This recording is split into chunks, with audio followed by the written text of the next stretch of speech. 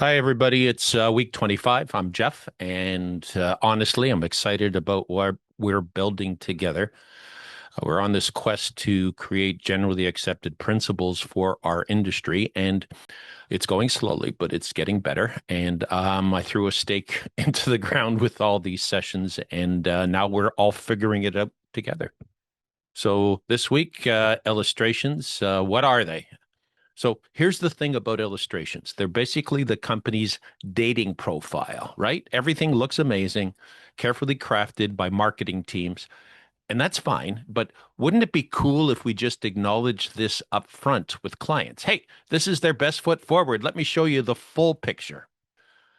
Like, look at this delivery receipt. Does the client know that everything's been explained to their satisfaction?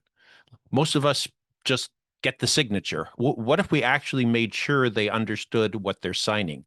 Could be a game changer for us. Here's a quick story. In the 90s, big hair, big insurance illustrations. Companies were showing these gorgeous projections. Everyone's happy. Then reality hits. Interest rates drop, dividends tank. Suddenly, London Life writes $180 million check, Sun Life $65 million. At first, companies pointed fingers at us, the advisors, saying that we were rogue agents. But then lawyers got smart and they said, wait, this software you created did this. Boom. Liability shifted to company illustrations. And guess what's happening now? We've got homemade Excel presentations everywhere. Same story, different decade. Presentations that are intended to redirect the consumer's attention and change their perspective. This is the opposite of disclosure. It's some kind of enclosure as the customer is trapped by information that can be easily misinterpreted to the advantage of the salesperson who might be rewarded more for selling permanent life insurance. Here's where it gets fun. Okay, gap number one, generally accepted principles. Today, we're going to share three gaps and hope that you accept them. We accept them as part of our generally accepted principles around illustrations.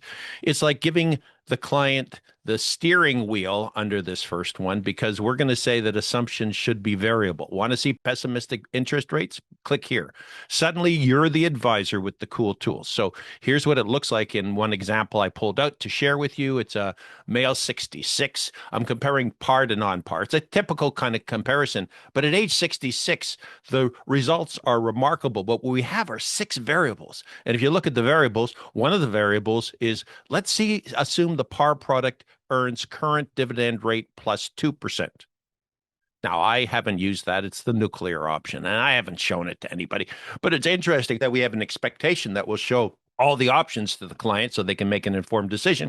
What's interesting here is as you go through them and you put in this case, I put 60% weighting for the current dividend rate, 30% for current minus two. I even gave 10% for guaranteed values, meaning they never pay a dividend or they disappear quite early in the process because some disastrous situation. So there you get it. And then you still get the numbers, which is the point. And they change as you change your percentages. They add up to 100.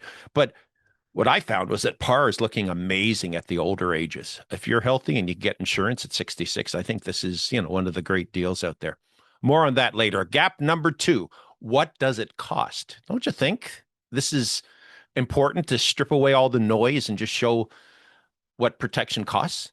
When clients see, 243,000 or 400 for the same coverage, they get it instantly. No more confusion, just clarity. What's the base cost for all this? And if we decide that YRT to 85 is the best deal for a client, then we should be able to say how much it costs. So this is a work in progress, building this thing.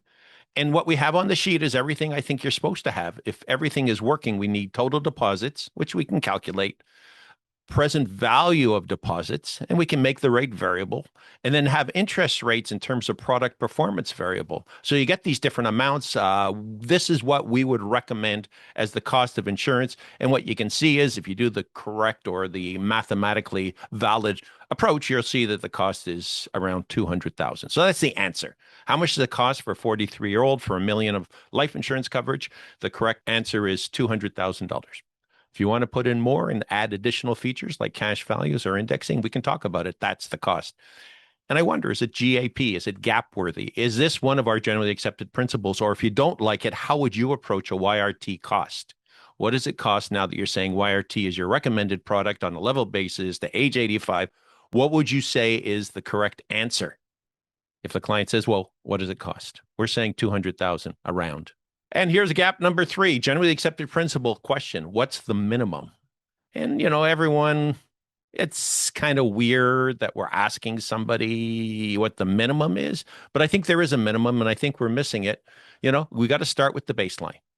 Then just every add-on. It's like building a car. Here's reliable transportation. Now, let's talk about heated seats and sunroofs. And in this case, you have this slide here, which is, again, minimum diversified portfolio approach. What you see here is what we recommend as a minimum is the minimum amount of permanent insurance.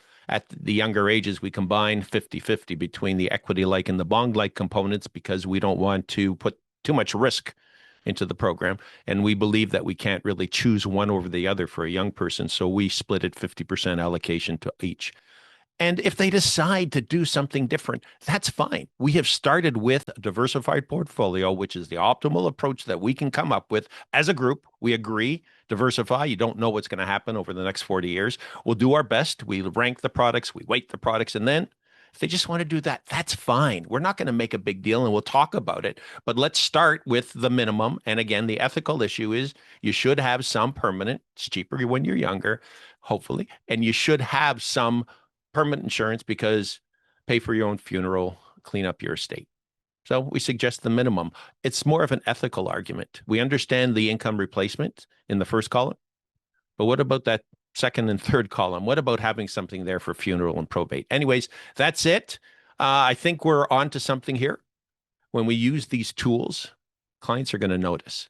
They stick around. We're not trying to dominate anything. We're just trying to do this thing better together. And the best part, we're writing the playbook as we go. So thanks for being part of the journey. Hope to see you here every week. And this is a lot of fun.